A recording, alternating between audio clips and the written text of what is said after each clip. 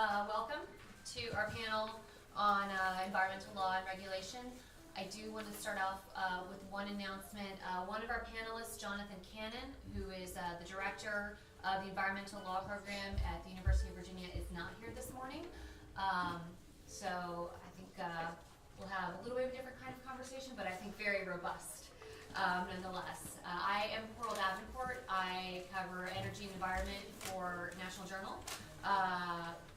To my right is David Rivkin, partner at Baker and Hostetler. To my left is Roger Martella, partner at Sidley Austin and former general counsel at EPA. David, would you like to start us off? Well, thanks very much.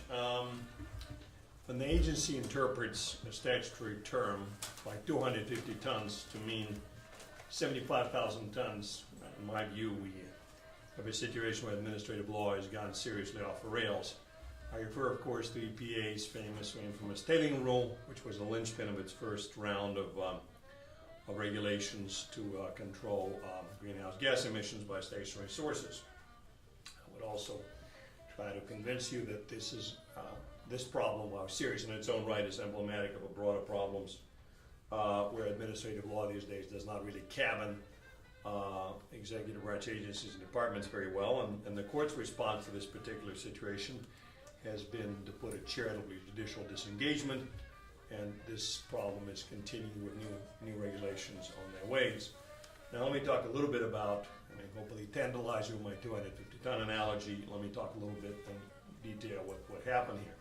So these problems have arisen in the context of the administration's effort to control carbon. I think it rolls easier off the tongue than greenhouse gases. It's, I would say, a policy priority of the executive branch, this administration, and not shared by Congress, not at least as enough to pass cap and trade or any other version of legislation. Now, Mass versus EPA, which some of you may recall, of course, said that the definition of pollutant in Section 302G of the Clean Air Act is capacious enough to encompass regulation of carbon from motor vehicles, provided EPA issues an endangerment finding justifying the need for such emissions. What followed then, that happened at the tail end of Bush 43, what followed from the then fairly new Obama administration was the series of regulations designed to connect the fairly modest holding of Massachusetts with an ambitious policy goal, and that really was to regulate, frankly speaking, carbon from existing stationary sources, particularly power plants. So there are several dominoes that fell. The first one was the endangerment finding that the Supreme Court said that EPA could do, but let me say very clearly did not have to do, just exercising discretion.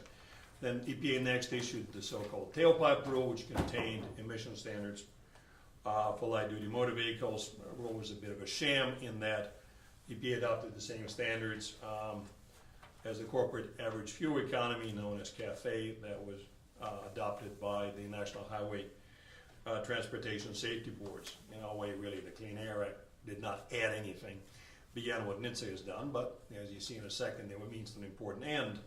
The end came into focus with the third rule, cumbersomely known as Johnson Memorandum Reconsideration, or less of a tongue twister, as the timing rule. In that rule, the agency expressed its view of the Clean Air Act. Once any pollutant is subject to regulation, quote unquote, under any provision of the Clean Air Act, including automotive tailpipe emissions, it automatically regulated under portions of the Act applicable to stationary sources, and that meant that the tailpipe rule was designed and did so force the regulation of carbon under the heart of a stationary source regulation control program of the Clean Air Act called Prevention of Significant Deterioration, of PSD. But, ladies and gentlemen, there was one major problem with this approach. It was completely unworkable. And the reason for it is because Congress created a PSD program with an expectation would apply to a few hundred of the largest stationary sources in the country, power plants, chemical plants, other major facilities, what Congress called major emitting facilities. And towards that end, the Congress specified hard numerical thresholds to determine whether a particular facility is subject to PSD program, and in general, the source has to, a new modified source has to emit more than 250 tons of a given pollutant. And then you're subject to the PSD program, you're supposed to get a permit, and as a condition of getting the permit, you need to install best available control technology. Little problem if you look at the CO2 emission profile.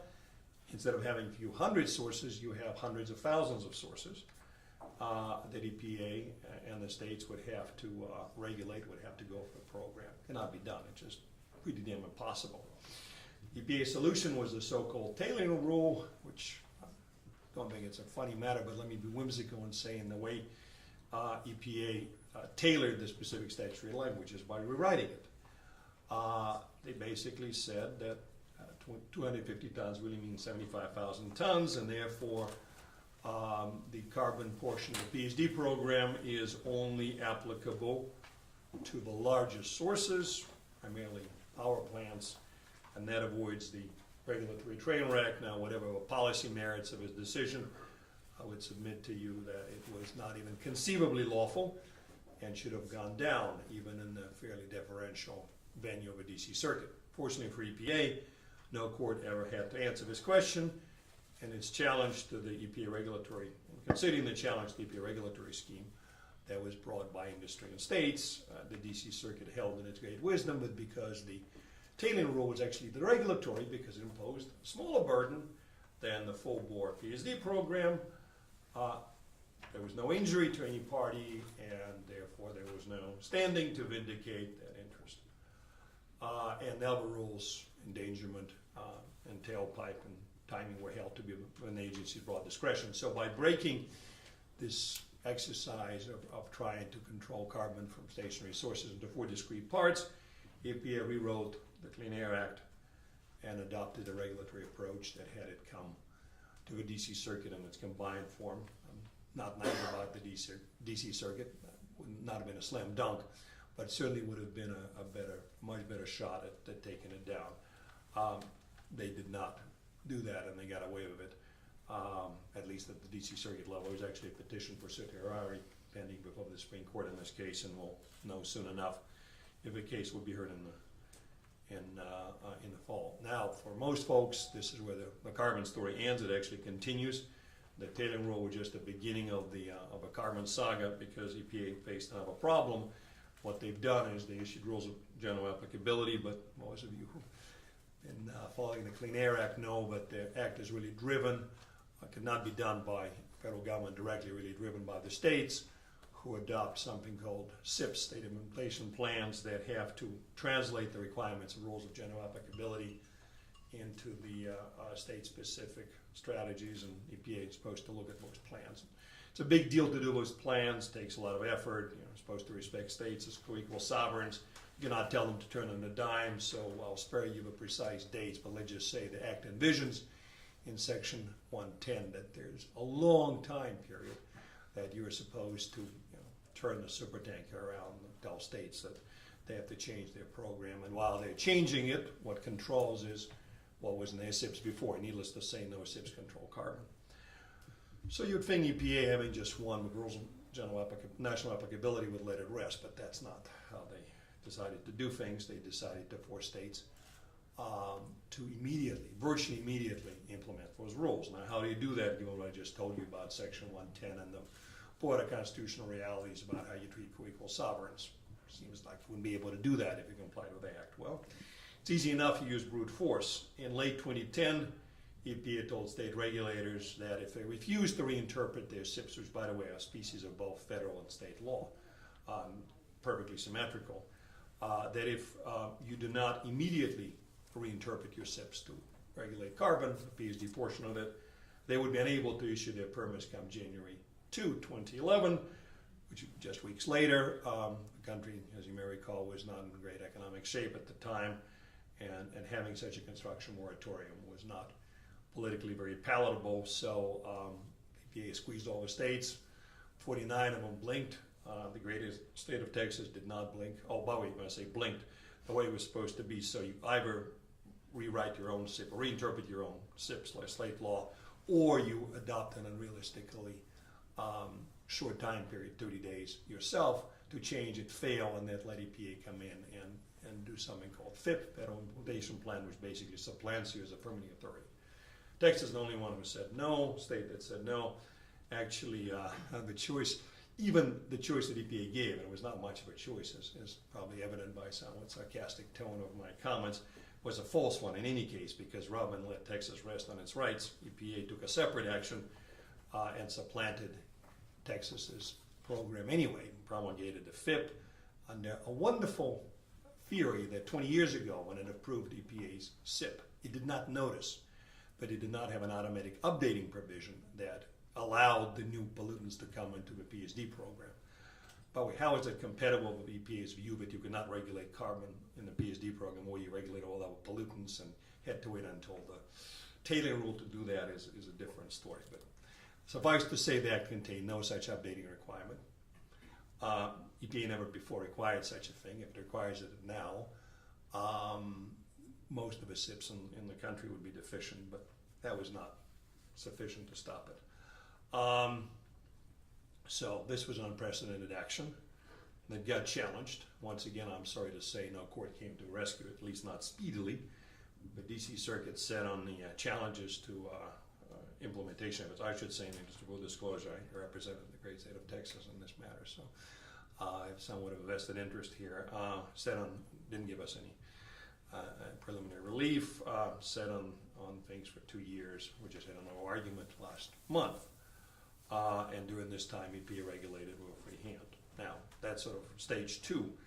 Now, you think that that's enough. They got away with rules of national applicability. They pretty much emasculated all the SIPs. Well, it's not enough, because there's a third round coming. Last year, following the sue and settle agreement, which my good friend Roger knows very well what it means, given his past experience in government, settle and sue agreement with environmental organizations, EPA proposed what is known as New Source Performance Standard that sets out carbon requirements for power plants. And the nice thing about it is that the emission profile of a coal-fired plant, according to this proposal, must achieve the same level of emission reductions as a gas-fired plant. Bottom line is, you're not going to be able to construct any coal-fired plant. Pretty much the case now in any, given other things that EPA has done, but this is a little bit more blatant. An agency has basically acknowledged this problem. And while the agency was quite eager to get the NSPS for new sources out, the agency lawyers, or maybe some other lawyers, have realized that despite the fact they've gotten away with many other things so far, there's a little bit of a legal risk here, because, I mean, to put it somewhat crisply, aside from my carbon coal-fired and gas-fired plant, let me give you a more pithy analogy. This is like saying that best control automobiles is in fact a bicycle, and therefore all cars and trucks should have an emission profile of a bicycle. So the rule is basically on hold for now, as the lawyers are trying to figure out how to do it. And that also put at least a temporary stop to the administration's real goal, which I mentioned in the beginning of my presentation, which is to go after carbon emissions of existing sources. And the way you do that is to have an NSPS standard for existing sources, and that would be sort of an ultimate culmination of administration's one call. You have standards that are impossible to achieve, or at least wildly unaffordable. Congress, of course, did not intend such a thing, but who cares? And there are serious problems with what EPA is thinking about doing relative to standards for existing sources. They want to do it under a section of the Clean Air Act, and I apologize for throwing the section numbers, but hard to talk about under Section 111D. And the problem, of course, is you can make very good arguments that it does not apply to power plants to the extent they've been regulated under a different section of the Clean Air Act 112. But to finish briefly, aside from that, even aside from sort of the legal technicalities here, if you try to proceed with an SPS the way it's always been done, you have the same problem as with PSD and carbon.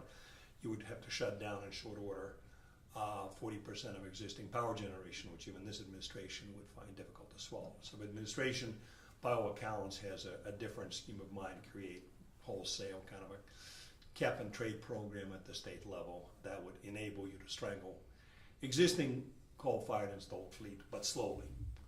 Would not be particularly legal as far as I'm concerned. Let me close by saying that those tax, in addition to being horrible in their own right, at least in my view, so manifest three things, so, which is where I began. We have agencies that are not much cabined by existing statutes. We have judicial review of administrative law that does not impose much of a discipline on those agencies, and we have doctrines of standing in various other obscure things I'll be happy to elaborate on the DC Circuit that make it very difficult for anybody to challenge such cockamamie interpretations of the Act. All in all, not a very good situation. Okay. Roger, weigh in. Thank you, Paul, for the introduction. David for leading things off. And good afternoon, everyone. The subject for today is environmental law and regulations. And what I want to do is maybe just hit three themes where I think these environmental law and regulations are kind of morphing or transitioning kind of before our eyes the last few years and in the upcoming couple years as well, some predictions along the way. And what I want to talk about is the way kind of the mission of EPA has been changing and evolving, and so have their regulations. And then some of the challenges this is presenting to those who are concerned about environmental regulations, looking to challenge regulations, and then also some opportunities for those too who are interested in these developments and these evolutions. So the first thing I want to talk about is kind of the way environmental regulations are evolving, the way kind of the mission of Environmental Protection Agency has been changing in the last few years, and the way it seems to be changing right now as well. And I think there has been kind of a fundamental shift in kind of how the agency has defined this agenda in the last few years. That's kind of distinctly different than earlier decades in its history. It's obviously an environmental protection agency, and since 1970 it's always been concerned about protecting and bettering the environment and public health and human welfare. I'm not suggesting that's not what it's about today, but the way it's done that in the past has been different than some of the ways it's doing it now. In the past, it's been primarily concerned about things that come out of smokestacks and pipes and pollution and things that can kind of harm you directly. So if you have a pollutant coming out of a smoke pipe or out of a pipe into a waterway, EPA has been all about kind of stopping that from happening, regulating that and controlling that until you get to a safe level. What has been fundamentally changed, I think, in the last few years is it's still doing that. That's still its primary mission.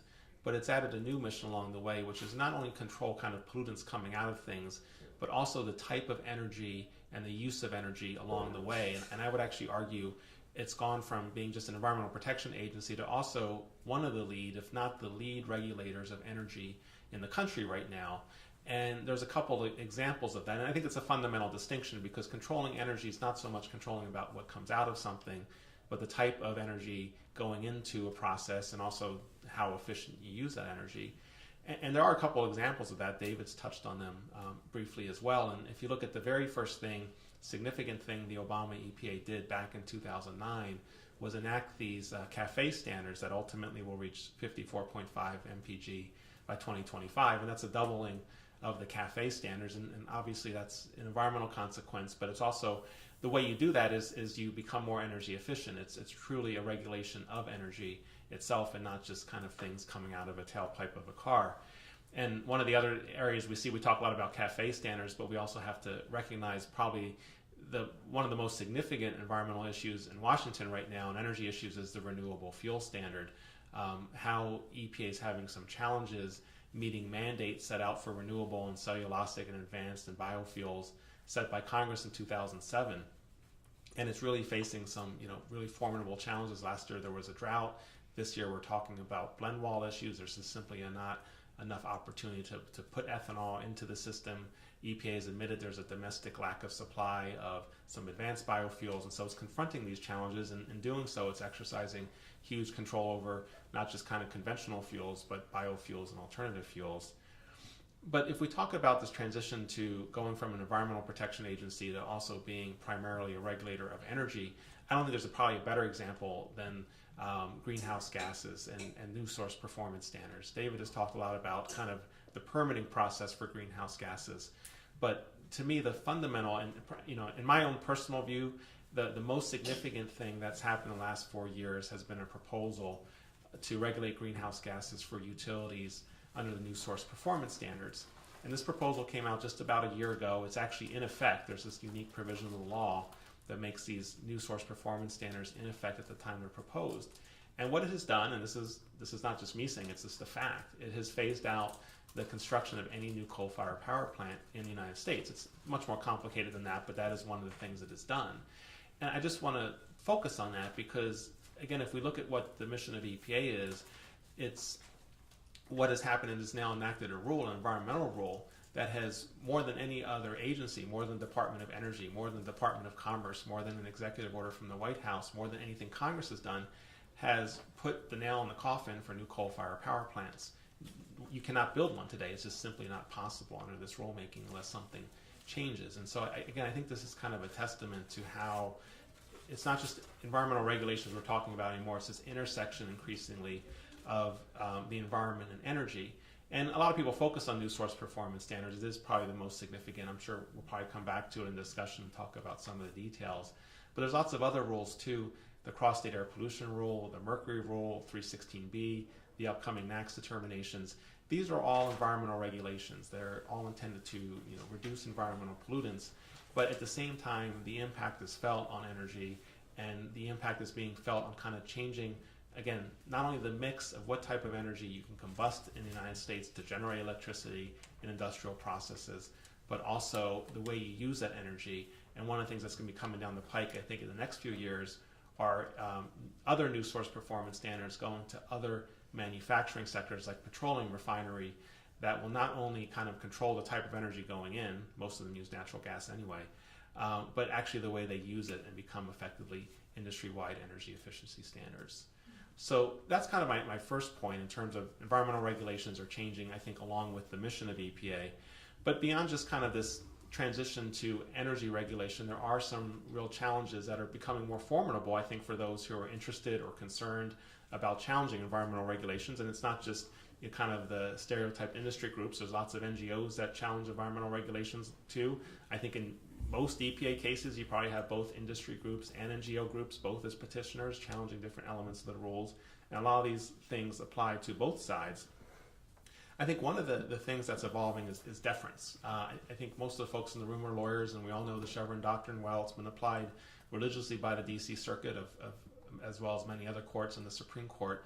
But I have seen a trend in like, I'd say the last 18 months, 24 months, there was a D.C. Circuit in particular, and now maybe even arguably the Supreme Court are expanding the Chevron doctrine to some extent. I think we saw it last year in this case that David mentioned, Citizens for Responsible Regulation, which talked about EPA's authority under the Clean Air Act to regulate greenhouse gases.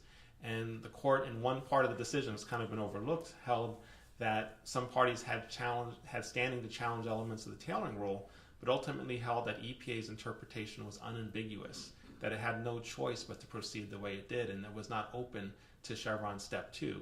EPA didn't have to have deference because its interpretation was unambiguous.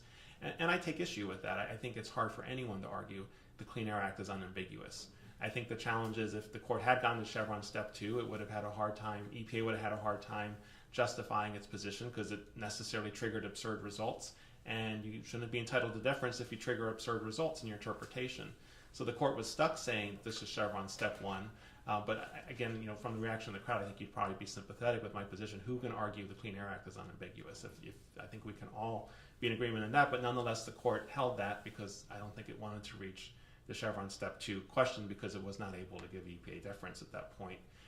Just a couple weeks ago in the Supreme Court, there was a decision called City of Arlington, which expanded the Chevron. Some people would argue it expanded, some people would argue it confirmed it, but it also made it clear that the Chevron doctrine applies even further, not only to kind of technical and policy decisions made by an agency, but also decisions by the agency to kind of define its own jurisdiction. And for an agency like EPA, which is not always on the same page as its federal family, like the Department of Transportation, the Army Corps of Engineers, the Department of Energy, I think it's going to allow EPA to kind of take expansive views of its jurisdiction. We saw that happen just last year in a decision called Mingo-Logan, where the EPA on its own initiative vetoed an Army Corps of Engineer permit and was recently upheld by the D.C. Circuit in doing so, saying despite the fact the Army Corps had primary jurisdiction, it exercised a unilateral veto over this. And I think cases like the City of Arlington would probably give EPA more kind of ammunition to be broadly expanding its jurisdiction. And then finally, when it comes to deference, I think I've always been a believer in this, going back to my EPA days. It's always been challenging in court to argue with EPA on science and technical issues so long as they've established a record. I think the D.C. Circuit and other courts have continued to affirm that proposition and probably make it even stronger, that if your argument is you're going to challenge EPA because you disagree with the science or the technical approach, you have a real uphill challenge. unless there's some fundamental flaw in the record or procedural error you can point out to the court. And I think there's been some recent decisions that have kind of reaffirmed that. The other, I think, increasing challenges, which I know we're going to get to in the discussion, the second I would say is standing. Whether it's the environmental context or not, it's been clear that, again, the D.C. Circuit, which is a court we focus on a lot because so many of the EPA rulemakings get challenged there, the court seems to, at least in the last, I'd say, 24 to 36 months, elevated the bar in terms of what you have to show to establish standing if you're challenging an EPA rulemaking. Now, we can debate, and we have debated, whether it's actually raised the standard of causation, redressability, and the other elements of standard. I'm actually more skeptical that the standards themselves hasn't changed, but I do think the court is requiring a heightened showing to be able to meet the standing thresholds. And a number of cases that would have been very strong on the merits have been bounced out of the court because the parties didn't meet standing. We can talk about all those cases. There's 5 or 6 of them that are really relevant, but the one that's probably most timely right now is a case called the E15 decision. This is a case where a wide variety of groups, including industry groups, NGOs, and food groups, were challenging EPA's decision to grant a waiver to allow ethanol up to 15% concentrations in the fuel stream. And the majority panel of the D.C. Circuit held that none of these groups had standing, I think including automobile manufacturers. And right now the case is on review by the Supreme Court. There's been cert petitions filed. It's on the conference for June. And I think it really does beg the question in this case, if no one has challenged, if none of those parties had standing to challenge E15, does any party have standing in those cases? And I think it'll be interesting to see what happens later this month, where the court grants standing on that. It could be a very significant case going forward in terms of setting the standing framework in the D.C. Circuit and other courts and challenging rulemakings. And the third topic I'm just going to mention by name because I think we're going to get into it in the Q&A, and David mentioned it too, is this sue and settle. Kind of, it's the buzzword of the day in Washington, but I think it's a very serious, legitimate issue that has some real pragmatic reasons for why this is happening, but also some concerns, very significant concerns for perhaps why it's gotten out of control, and things that could be done to both enable the government to settle cases it needs to settle, but also ensure transparency, public participation, and make sure all interested stakeholders are involved in these discussions. Now, finally, just to close, I mentioned I was going to have a third small theme here of, despite kind of these challenges, what are some opportunities? And even though there have been challenges, even though things are changing, there have been cases that have helped define in the last few years when you can challenge rulemaking and what are the parameters of those challenges. The cross-state air pollution rule, the Portland cement case, the challenge to EPA's cellulosic biofuel decision, the low carbon fuel standard. The theme that emerges from these cases where parties have been successful in challenging rulemakings is that the courts are receptive when there's been a procedural violation, when EPA hasn't fully complied with the APA, something as simple as not giving notice and comment, as changing their mind in the final rule versus the proposed rule and not giving a proper opportunity to consider that, and simply going outside the constraints of the legal standards in the Clean Air Act. There have been cases where groups have been successful in both establishing standing and the merits, and those cases tell us to focus on the legal issues, on the procedural errors. They don't sound as sexy sometimes to say, I filed a comment and EPA didn't respond to it, and I'm going to go to the D.C. Circuit and complain about it, but frankly, those are the cases that you have a higher likelihood of winning than saying, I disagree with them and setting a standard based on a technical dispute. There are a number of cases I think that the Supreme Court's going to take a hard look at in the next couple months. We talked about E15, which has been conferenced for June. Come September, we'll get a decision from the court on whether it's going to hear cert in the greenhouse gas cases David was talking about, and I think some folks think that's a higher than average likelihood candidate for cert. And then we talked about the Mingo-Logan case too, this EPA veto of an Army Corps decision to allow mountaintop mining in West Virginia. I haven't seen anything publicly about whether cert will be sought there, but it seems like a ripe candidate given the court's past precedent on Clean Water Act cases and these types of cases involving interagency disputes and jurisdiction. So with that, I'll turn it back to you, Coral. Thank you. Roger, you pointed out something that I've noticed a lot in my own reporting of energy and EPA, which is EPA is indeed taking a much larger role as an energy regulator. And there's a couple of reasons for that. One is, we have the Clean Air Act of 1982, which said, the Clean Air Act says, and I should say I'm not a lawyer, there are many more lawyers in the room here than I. But my understanding is that the Clean Air Act says the EPA has to regulate anything defined as a pollutant, anything that defined as harming human health. Massachusetts EPA versus EPA said EPA has to determine whether or not carbon is a pollutant. In 2009, EPA did that. That set the stage for EPA to be required under the law to regulate carbon. That's a huge new role for it, but it's required under the law. Under that finding, any administration would be forced then to legally go forward and regulate carbon. And then the other piece of this is, in the 1992 Clean Air Act amendments that set up the legal requirements that EPA do, the cross-state air rule, which affects coal plants, the mercury rule, which affects coal plants. And those rules were sitting around for 20 years before EPA finally went ahead and started regulating them in putting those rules out in the first Obama term. But the argument there is that under the law, an EPA under any administration would be required to, by the law, to go and David, you're shaking your head. I mean, what's answer that and then and say, what should be happening instead? Well, shall I go ahead of a couple of things. The act is not nearly as confining. All that Supreme Court said in Massachusetts is that carbon is a pollutant, and therefore EPA has to consider regulating it for purposes of forget the section, for tailpipe control purposes. EPA easily could have come with a decision in the endangerment findings, because it would have been challenged in the DC Circuit, which basically said that given an utterly minuscule contribution that automotive emissions, light-duty vehicle emissions in the United States make to a problem. So much so that if we were dealing with a normal, article freestanding, which is the first injury in fact, second is causation, and not the statutory issue, it just makes no sense. It makes absolutely no difference. And all the other speculation about how if we regulated tailpipe emissions, the rest of the world would regulate tailpipe emissions versus having a free rider problem. So EPA could have easily said no. I would have passed muster. Second, I find, and again, maybe bolder than I typically am, I would not say it in court, but I find the argument that because Congress came up with a capacious definition of pollutant in a very complex statute and has specific controlled strategy programs, each of which, even in the post-sector poultry world, doesn't say to EPA, go regulate for public good. It tells you how to regulate. And you have a PSD program that has, talking about Chevron 1, Roger, has freaking number, 250 tons. And if you cannot regulate it the way that Congress intended, so sorry to say, I remember the colloquy that Roger is referring to, and this is arising after challenge. We cannot do it. Well, cannot do it. Congress really didn't mean for you to do it.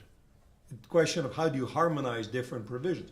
So to paraphrase a statement once made about the Constitution not being a suicide pact, the Clean Air Act is not a mandate to regulate things that cannot be regulated in accordance with a specific scheme that Congress laid out. So you could have been, and I would bet you, even with all the problems in the DC Circuit, if EPA came at it in one rule, there's at least a very good chance, and basically say, look, we cannot, all the arguments they made in the tailoring rule, we cannot regulate this the way Congress intended us to regulate. But if you look at the legislative history of the PSD program, one of the reasons you have this tight cabining is because Congress did not trust EPA not to pick favorites. They wanted to give them a binary choice. You either do PSD as you find it, or you don't do it.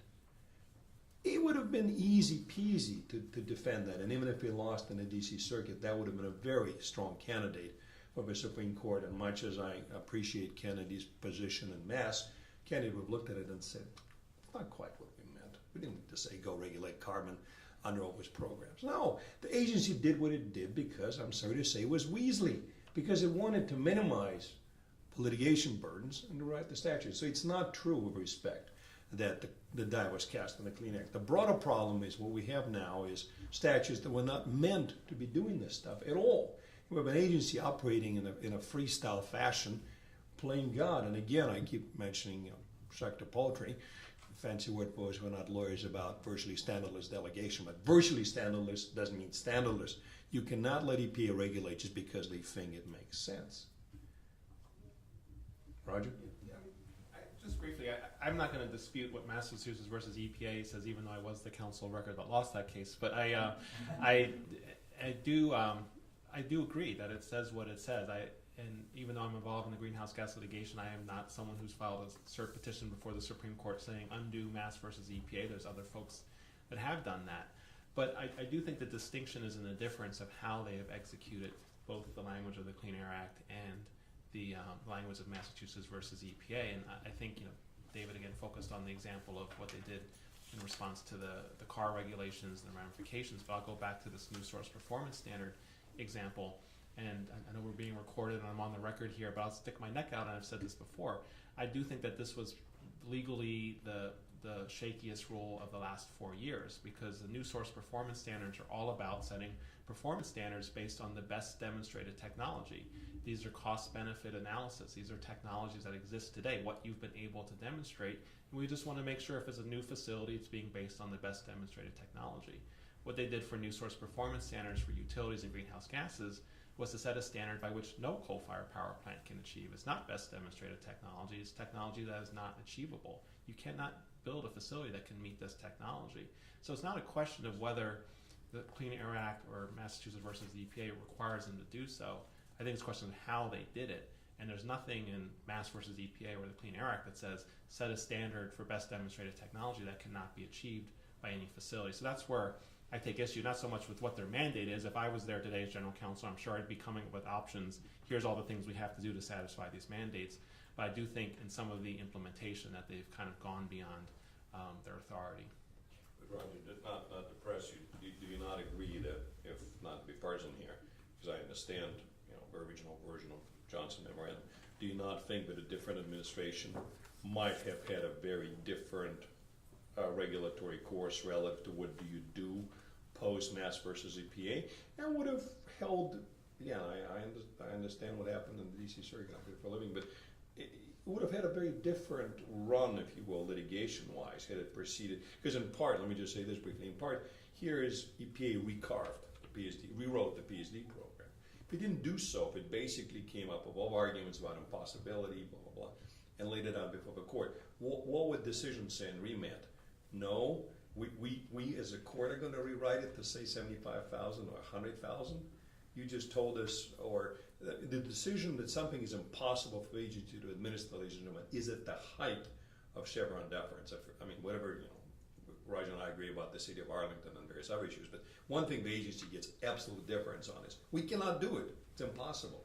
What would the DC Circuit, even with a certain panel, what would it say? No, we know better, we're going to rewrite it for you. It would have been a different animal, don't you think?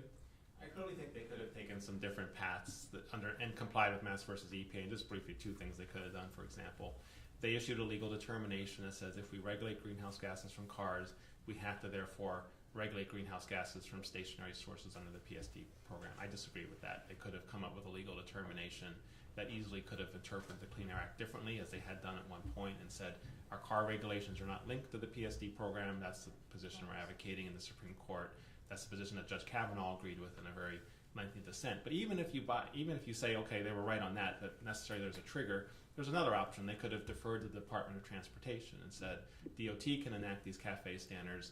The Supreme Court said even though you have to issue an endangerment determination, the timing of that determination, the timing of your regulations is subject to your discretion, to your deference. And so I do think they were not kind of hamstrung like they said they were. They were compelled to only do one thing, and this was a course that was kind of locked in stone back in 1990 when the Clean Air Act was amended and further cemented by Mass versus EPA. Those are just two examples, I think, of a broader range of options that could have been considered. Roger, you mentioned timing. The EPA, when these regulations go out, the EPA is given its own agency to decide when it's going to do them. And you mentioned before that the issue of sue and settle cases. Can you put those together, lay out what's going on with sue and settle, with the new source performance review, and also a lot of the regulations that we saw in the first term? Sure, thank you. And so what I think of when I think of sue and settle is the notion that EPA is under deadlines to do a lot of things, either statutory deadlines or court deadlines. Statutory deadlines every so years they have to renew this standard or that standard. That's already built into the law. Already built into the law. And then there's also court deadlines that go way back, consent decrees that go way back that require them to do certain things by certain times. EPA has a lot to do, they have limited resources, and so it's very common that they miss more deadlines than they meet, and that's not a critique, it's just part of limited government resources. But what has happened, I think, over time, and particularly in the last 24 months, 36 months, is certain groups have kind of seized on those missed deadlines, and they file a notice letter with the EPA saying, we're going to sue you in 60 days to force you to comply with this deadline. It just happened a couple weeks ago with ozone NACs. There's a notice letter that's been filed. And in return, EPA has been responding by saying, we will negotiate a schedule with you by which we will agree to do this. And there's a couple ramifications from that that are troubling and concerning. First of all, what it does is it kind of changes the priorities of the agency. The agency should decide its priorities. But if you have groups that are filing notice letters and settling with the agency, they become, in effect, quasi-governmental. They're saying this issue is more important than what you think the issue is. We want to take this issue and elevate it beyond what you wanted to do, so we're going to enter a schedule with you. So they're effectively changing the agenda of the agency. The other concern is that when EPA is in these negotiations, as far as I'm aware of, and someone raised their hand if you know about this, but they don't invite other people to the discussions. These rules affect broader than just the groups filing notice letters. The groups who filed the ozone NACs letter is just a small subset of people being affected by it. But I doubt EPA is going to invite a broader group of people, including the industries affected by it, to participate in the negotiations. And then finally, these deadlines that come out are overly fast. We saw that in PM NACs last year, that EPA had to rush through rulemaking much faster than otherwise could have, gave short shrift to public comments and so on. So as a result, as Coral points out, these missed deadlines are being resolved through these sue and settlement discussions. I frankly think EPA has more authority to say, we have discretion regarding the timing of our regulations. The Supreme Court just affirmed that. As long as we're working diligently toward it, as long as we're studying the issue and we're making progress, I think the court is going to cut EPA a lot of slack, and I would not be so scared to be settling all these cases. I was a Justice Department lawyer before I was an EPA lawyer, and I'd be happy to be standing up defending EPA in a lot of these cases and saying, court, we need more time. No one's ignoring this. We're working on it hard. We've got limited resources with all these deadlines, and we need more time than what someone's trying to compel us to do. And we have to be concerned that this is not the only rulemaking at EPA. We have a broader docket, and the agency should be enabled to kind of set its own agenda, not have other outside groups set that agenda for it. Briefly, I agree. In fact, I would say apropos of other forms of law enforcement discretion arguments in the context of immigration law and various other things, I agree with Roger. I would love to argue a case which basically says, look, we got this many resources in terms of personnel and budgets, we can only do so much, instead of approaching every unreasonable delay action as a silo. But I would just also add there's a more cynical explanation of what's happening here, which I think Roger will know what I'm going to say. A more cynical explanation, it's really not the agency being pushed by the groups, it's agency entering in the conspiracy of sorts with groups because they have the goal to carry the day with their political masters. And I never worked at EPA, but I worked at the Justice Department, DOE, and the White House Counsel's office. And all the time you have a situation where they come in and say, well, no, we can't really scrub this rule. We are under consent decree. So the agency benefits from these arrangements as much as it's pushed by it, unfortunately. Or sections of it, factions in the agency. So I've asked the EPA recently about the sue and settles, and their argument is twofold. On one hand, they say when these cases are brought, if the EPA were to fight back and drag these lawsuits out, ultimately that ends up taking more time, more resources, and costing more taxpayer dollars at the end of the day. And they'll say, well, they'll come, when these groups come in, it's actually faster, easier, and costs less, less burden on the taxpayer to do a settlement. And they'll also argue that in some cases, certainly in the case of rules like the Mercury rules in the first term, that those rules had been sitting out there for 20 years and hadn't been implemented. And it wasn't an appropriate argument at that point to say, well, we should continue to drag it out. That's the argument of the EPA. What would be your? Well, I think we can break that apart with one example. I'm going to go back to New Source Performance Standards. It was December of 2000. I could get my years wrong, so please don't hold me to it. I think it was December of 2010 that EPA agreed to a consent decree in the New Source Performance Standards. They agreed to do 4 things. They agreed to propose a New Source Performance Standard for utilities, for new utilities and existing utilities, I think by July of that year, and finalize it by December. So they did new and existing utilities, 1 and 2, and then they agreed to propose new source performance standards for refineries by fall of that year, and then finalize them like 6 months after that. So far, they've only been able to meet one of those 4, and they did that like 18 months late. They've been able to propose new source performance standards for new utilities only. So that was a case where, first of all, they agreed to a schedule that they could not agree to. So I don't see how that saves taxpayer money if they're, as opposed to having a Justice Department lawyer stand up in court and saying we need more time to do all these things, they ended up, accelerating something that they probably weren't going to do and still were unable to do it. And so you wonder what else wasn't able to get done. But they not only, I think this is really important because a lot of times we talk about schedules and deadlines, they not only committed to a schedule for these roles, which again, they weren't able to meet a single one.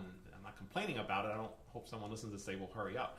But they agreed not only to the deadlines, but they also agreed to a significant substantive decision.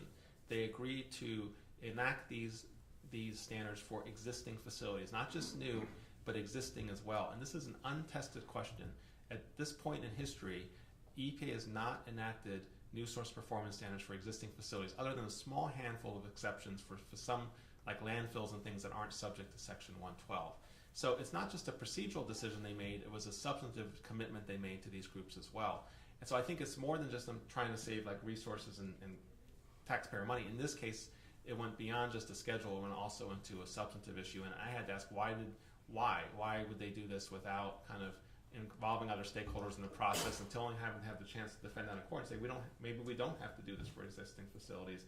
All that was prejudged because of this consent decree. Can I volunteer a 10-second observation? Because at least some people in the agency wanted to be in that position, and it's going to be much more difficult to challenge that foundational decision relative to NSPS for existing sources, given that consent decree. And it's, again, the classical shell game, similar at least at 60,000 feet above the battlefield, to splitting things into 4 rules. It's extremely unfortunate. I want to ask about one other different energy issue and then move into Q&A, which is fracking. You talked about the regulation, how EPA is turning into an agency that is an energy regulator. One of the biggest stories in the last couple of years in the U.S. has been the explosion of fracking. We now see hydraulic fracturing and energy development in parts of the country that we've never seen it. We see it obviously in North Dakota, in Ohio, in Arkansas. There's all in parts of Colorado, in Pennsylvania. So there's a lot of new energy exploration and energy resources in parts of the country that hadn't seen it before and don't necessarily have regulations in place.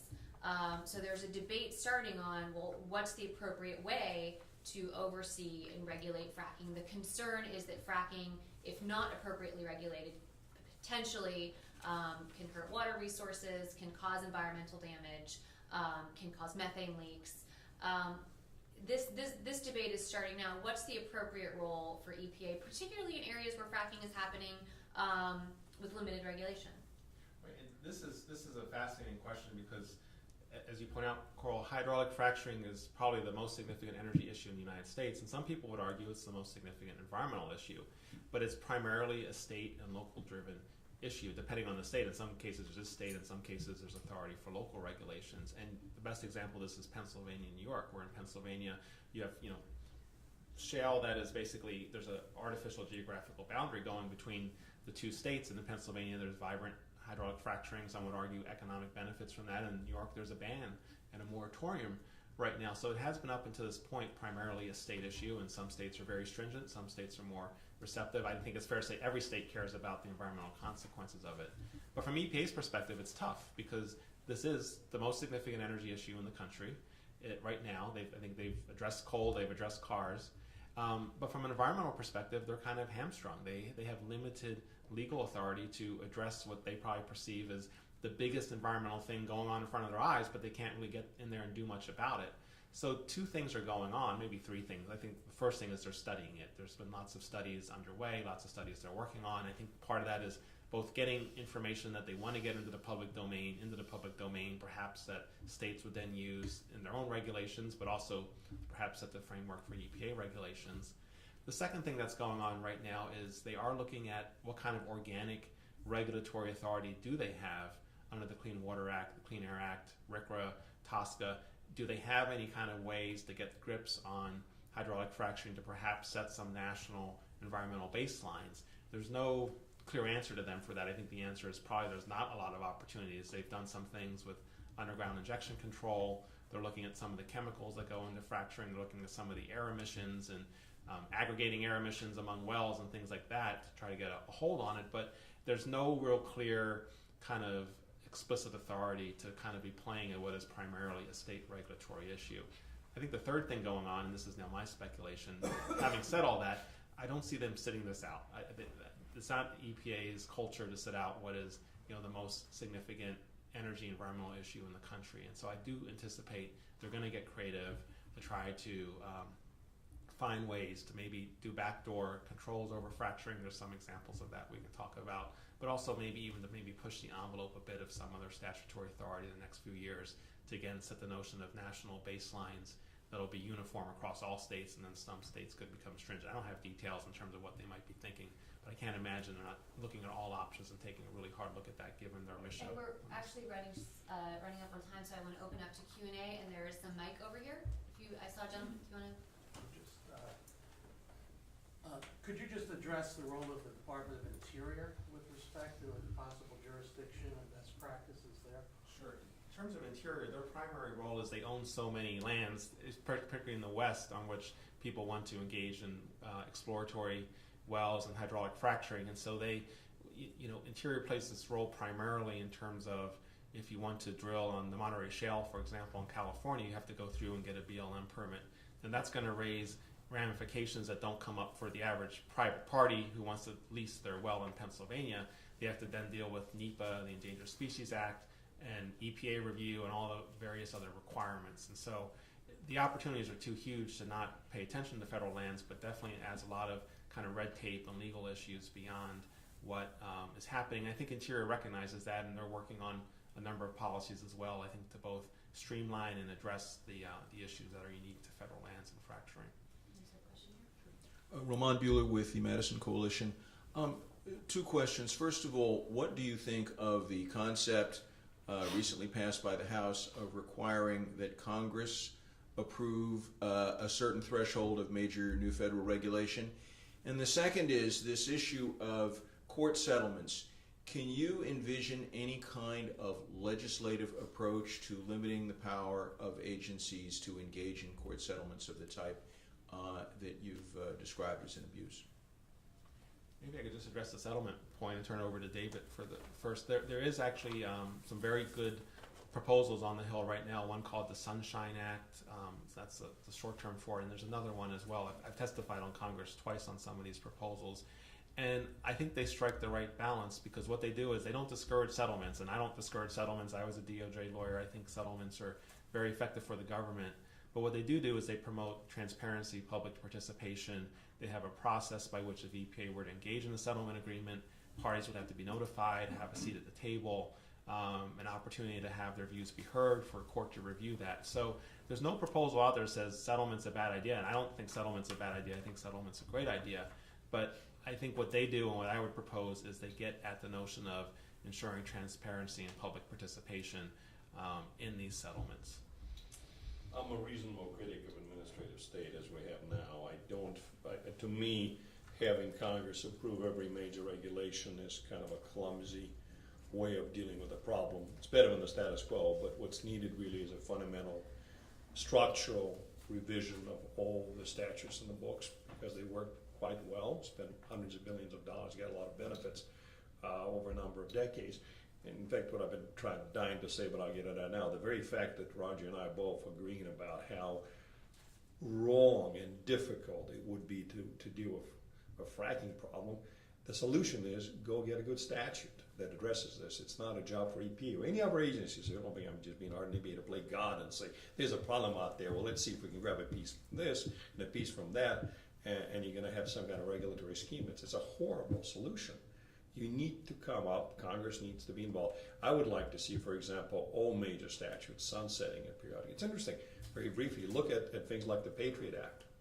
Sunsets because everybody is concerned about privacy. Here you got the Clean Air Act that doesn't sunset. Here you got the Clean Water. I mean, there's a better way of involving Congress in dealing with those issues versus doing a regulation by regulation scrub.